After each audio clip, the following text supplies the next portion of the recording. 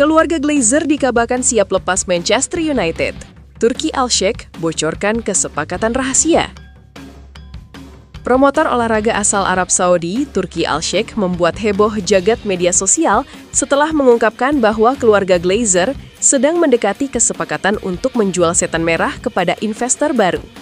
Al-Sheikh adalah kepala otoritas hiburan umum, General Entertainment Authority, dan berperan dalam menghadirkan sejumlah acara olahraga kelas dunia ke Arab Saudi. Namun hingga saat ini belum ada konfirmasi resmi dari pihak klub. Terlepas dari benar atau tidaknya rumor ini, para penggemar yang tergabung dalam Glazers Out tampaknya akan kembali aktif menyerukan agar keluarga Glazer melepas kepemilikan mereka atas setan merah. Keluarga Glazer masih memegang 69% saham dan menguasai 97% hak suara Manchester United, memberi mereka kendali penuh atas klub. Meski sebagian operasional sepak bola kini ditangani Sir Jim Ratcliffe, namun kepemilikan mayoritas tetap di tangan keluarga Glazer. Saat ini, keluarga Glazer telah menguasai Manchester United selama hampir 2 dekade sejak mengambil alih saham dari investor Irlandia, GPM McNair dan John McNair. Pada Februari 2024, miliarder Inggris Sir Jim Ratcliffe melalui perusahaannya INEOS resmi menjadi pemegang saham minoritas kepemilikan.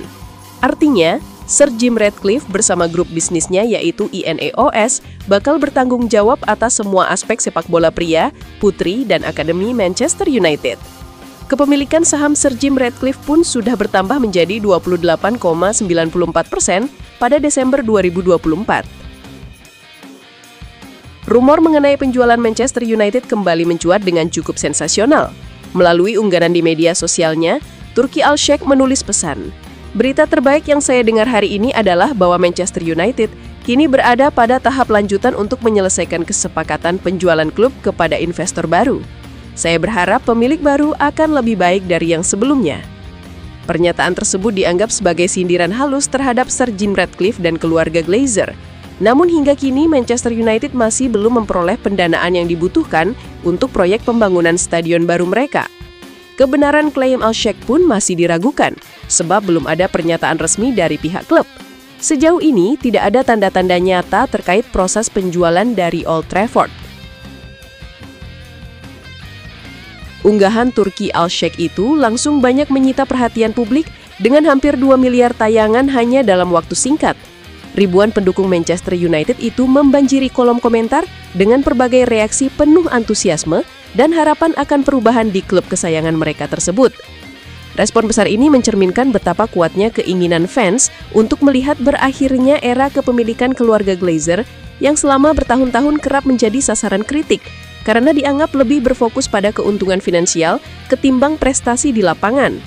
Mereka berharap pergantian pemilik bisa menjadi titik balik kebangkitan Manchester United setelah bertahun-tahun terpuruk dalam inkonsistensi performa dan kegagalan meraih trofi besar.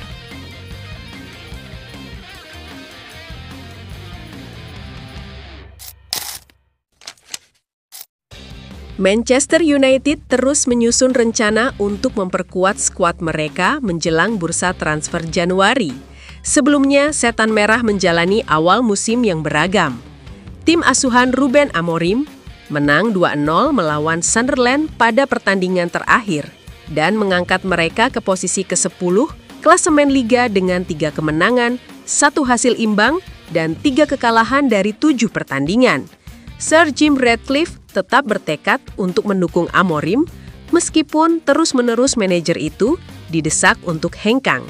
Ratcliffe telah mengungkapkan bahwa sang pelatih diberi waktu hingga 3 tahun untuk membalikan keadaan.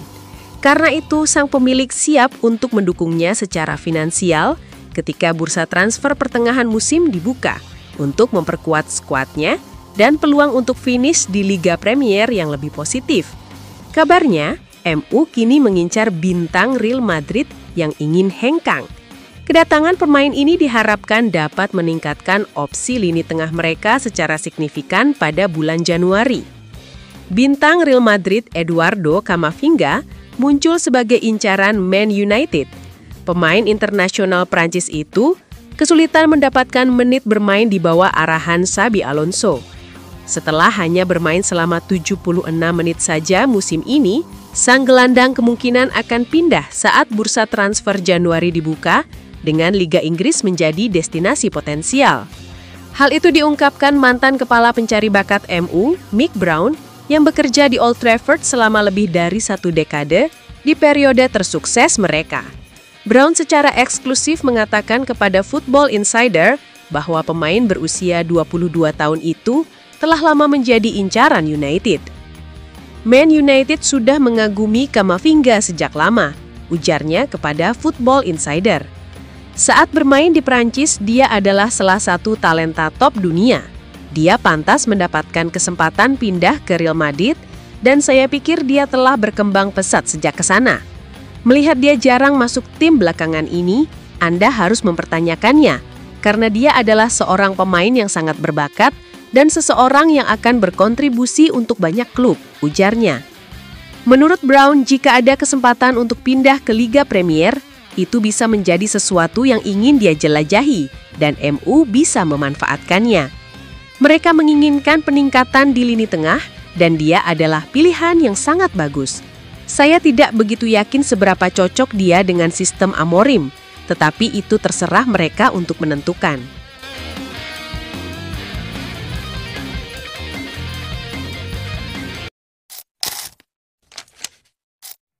Legenda Manchester United Michael Owen menilai kritik Wayne Rooney dan Gary Neville terhadap pelatih Ruben Amorim terlalu dangkal. Kedua ex-pemain itu menuding formasi 3-4-2-1 milik Amorim sebagai penyebab performa buruk Setan Merah musim ini. Namun Owen menilai pandangan itu memalukan. Amorim diangkat menjadi pelatih United pada November tahun lalu menggantikan Erik ten Hag.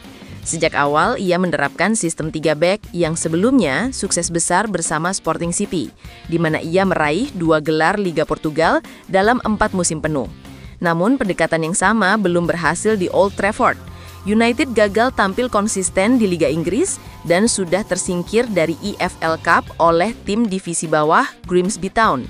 Meski demikian, Owen menilai masalah United tak bisa disederhanakan hanya pada urusan baktik. Dalam wawancara dengan Casino.co.uk yang dikutip Daily Mail, Owen menjelaskan bahwa akar persoalan Manchester United jauh lebih dalam. Mereka sudah berganti manajer berkali-kali sejak Ferguson, lalu menyalahkan pemain padahal klub sudah menghabiskan miliaran untuk membeli beberapa pemain terbaik dunia, tapi justru jadi tempat karir pemain meredup, ujarnya. Ia menambahkan bahwa klub terus mencari kambing hitam baru setiap kali gagal. Setelah itu, mereka menyalahkan orang yang membeli pemain, jadi semua ingin mereka disingkirkan.